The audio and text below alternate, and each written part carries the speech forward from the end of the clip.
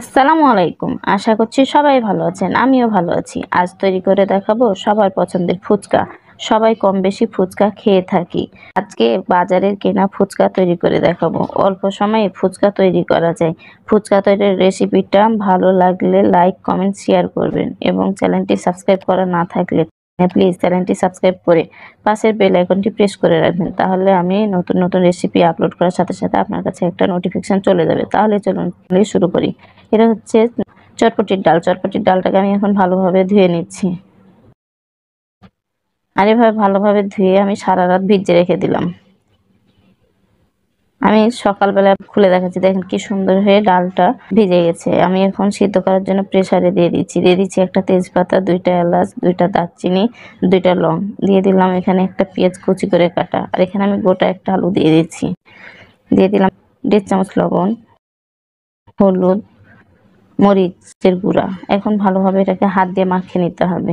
আর আমার এখানে কিন্তু মিশ হয়ে গেছে। আমি এখানে সরিষার তেল দিয়েছি, আপনারা চাইলে সয়াবিন তেলও দিতে পারেন। আমি এখন দিয়ে দিচ্ছি সিদ্ধ করার জন্য পরিমাণ মতো পানি। যেহেতু প্রেসার কুকারে সিদ্ধ করবেন, খুব বেশি পানি দেবেন না, ডাল পর্যন্ত পানি দেবেন, তাহলে আপনার ডালটা খুব সুন্দর হয়ে সিদ্ধ হয়ে যাবে। আমি 3টা সিটি দিয়ে নিয়েছি। 3টা সিটির পরে ঢাকনা উঠে দেখাচ্ছি। আমি আপনাকে একটা ডাল ভেঙে দেখাচ্ছি, দেখছেন ডালটা কি সুন্দর হয়ে সিদ্ধ হয়ে গেছে। আমার ফুচকার পুর তৈরির ডালটা কিন্তু সিদ্ধ হয়ে গেছে। আমি এখন ফুচকাটাকে ভেজে নিচ্ছি, ততক্ষণ আমার ডালটা ঠান্ডা হবে। আমি কড়াইয়ে দিয়ে দিলাম সয়াবিন তেল। আর এটা হচ্ছে ফুচকা, আমি বাজারে কেনা ফুচকা আজকে ভেজে দেখাবো। যখন তেলটা ভালো হয়ে গরম হয়ে আসবে তখন দিয়ে দেবেন ফুচকা। আর ফুচকা দেওয়া মাত্র দেখছেন কি টুপু হয়ে ফুলে গেছে। আর অবশ্যই এরকম ফুচকার ডুবো তেলে ভাজবেন, তাহলে খুব সুন্দর হয়ে ফুলবে। আর এটাকে হালকা ব্রাউন করে ভাজবেন, খুব বেশি ভাজার দরকার নেই। যদি বেশি ভাজেন তাহলে একটা তিতো তিতো ভাব আসবে। আমি এভাবে সব ফুচকাগুলোকে ভেজে নিচ্ছি। আর আমার ফুচকার ভাজাগুলা দেখে বুঝতে পারছেন যে কতটা সুন্দর হয়ে ফুচকাটা পারফেক্টভাবে ভাজা হয়েছে। আমি ফুচকাগুলাকে ভেজে নিলাম। আমার ফুচকাগুলা ভাজা হয়ে গেছে। আমি এখন তেঁতুলের টক তৈরি করবো। আর ফুচকার জন্য কিন্তু টকটা হচ্ছে মোস্ট ইম্পর্টেন্ট। আমি এটা তেঁতুল নিয়ে নিয়েছি আর দিয়ে দিলাম এখানে ফুটন্ত গরম পানি, তাহলে আপনার তেঁতুলের সুন্দর হয়ে মিলে যাবে। আর দিয়ে দিলাম চিনি, জিরা গুঁড়া, মরিচের গুঁড়া। আমি এখানে দিচ্ছি লবণ। আর দিয়ে দিলাম 1 পিস লেবু। আমি লেবুর রসটাকে দিয়ে দিচ্ছি, আর চোখাটাকে কিন্তু কেটে নিয়েছি। এখন এটা হাত দিয়ে ভালোভাবে মাখাতে হবে। আমি বিচিগুলাকে আলাদা করে নেব। আর এভাবে তেঁতুলের টকটা করলে পারে খেতে খুব টেস্ট হয়। দিয়ে দিচ্ছি ধনেপাতা, দিয়ে দিলাম লেবুর চোখা, আর দিয়ে দিচ্ছি মরিচ কুচি। আমার কিন্তু টকটা রেডি। আপনারা আপনাদের টকটা ঘনত্ব করতে পারেন। আমি এখন ফুচকার ডালটা তৈরি করে নেব। আমি ডালটাকে একটা বাটিতে নিয়ে নিলাম। এটা সিদ্ধ আলুটাকে হাত দিয়ে মেশ করে দিচ্ছি। দিয়ে দিলাম কাঁচামরিচ, যে যেমন ঝাল খাবেন। দিচ্ছি পেঁয়াজ কুচি, দিলাম ধনেপাতা কুচি। এটা চটপটির মশলা। এখন এটাকে ভালোভাবে হাত দিয়ে মাখিয়ে নিতে হবে। আমি কিন্তু এখানে আর কোনো মশলা ব্যবহার করব না, তবে আপনারা এখানে চাইলে আপনাদের মতো ঝালটা অ্যাডজাস্ট করতে পারেন। আমি এখানে মিডিয়াম ঝাল দিয়েছি।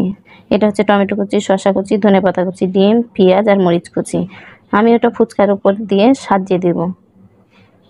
আমি এইভাবে ফুচকাটাকে হাত দিয়ে ভেঙে চামচ দিয়ে দিয়ে দিচ্ছি। আপনারা চাইলে হাত দিয়েও পুরটা দিতে পারেন। আমি এভাবে সব ফুচকাগুলোকে পুর দিয়ে দিচ্ছি। আর ফুচকার মধ্যে পুরটা একটু বেশি দিবেন, তাহলে খেতে কিন্তু খুব ভালো লাগে। আমি এভাবে ফুচকাগুলোতে পুর দিয়ে নিচ্ছি। আর আপনারা আপনাদের মতো করতে পারেন। আমি যেভাবে করি আপনাদেরকে সেভাবেই করে দেখালাম। আমার ফুচকার ভিতরে সব পুরগুলা দেওয়া হয়ে গেছে। আমি এখন উপর দিয়ে দিয়ে দিব শসা। আমি কিন্তু এভাবে শসাগুলা দিয়ে দিচ্ছি। আপনারা চাইলে উপর দিয়ে ছিটিয়ে দিতে পারেন, কিন্তু আমি প্রতিটা ফুচকার মধ্যে গেঁথে গেঁথে দিচ্ছি, তাহলে খেতে ভালো লাগবে আর বাচ্চা কাচ্চারা খুব পছন্দ করবে। দিয়ে দিলাম টমেটো কুচি। এই ফুচকা পছন্দ করে না এরকম লোক কিন্তু খুব কমই আছে। কম বেশি সবাই ফুচকা খেতে পছন্দ করে। এখন আমি দিয়ে দিচ্ছি পেঁয়াজ কুচি উপর দিয়ে। আপনারা আপনাদের মতো ডেকোরেশন করতে পারেন। আর এভাবে ডেকোরেশন করলে বাচ্চা কাচ্চারাও খেতে ভালোবাসে আর দেখতেও ভালো লাগে। আমি এখন উপর দিয়ে দিয়ে দিলাম ডিম। আর আমি অবশ্যই ডিমটাকে আগে সিদ্ধ করে নিয়ে কাঁটা চামচ দিয়ে কুচি করে নিয়েছি। আপনারা চাইলে কেটেও দিতে পারেন। ওপর দিয়ে এখন ধনেপাতা দিয়ে দিচ্ছি। এটা হচ্ছে ফাইনাল লুক। আশা করছি ফুচকাটা ভালো লেগেছে। ফুচকাটা ভালো লাগলে অবশ্যই লাইক দিবেন, লাইক দিতে ভুলবেন না। আর যারা চ্যানেলটা সাবস্ক্রাইব করেন তাদেরকে তো অসংখ্য ধন্যবাদ। আর যারা চ্যানেলটা সাবস্ক্রাইব করেন প্লিজ প্লিজ চ্যানেলটা সাবস্ক্রাইব করেন। আপনাদের একটা সাবস্ক্রাইব আমার জন্য অনেক মূল্যবান।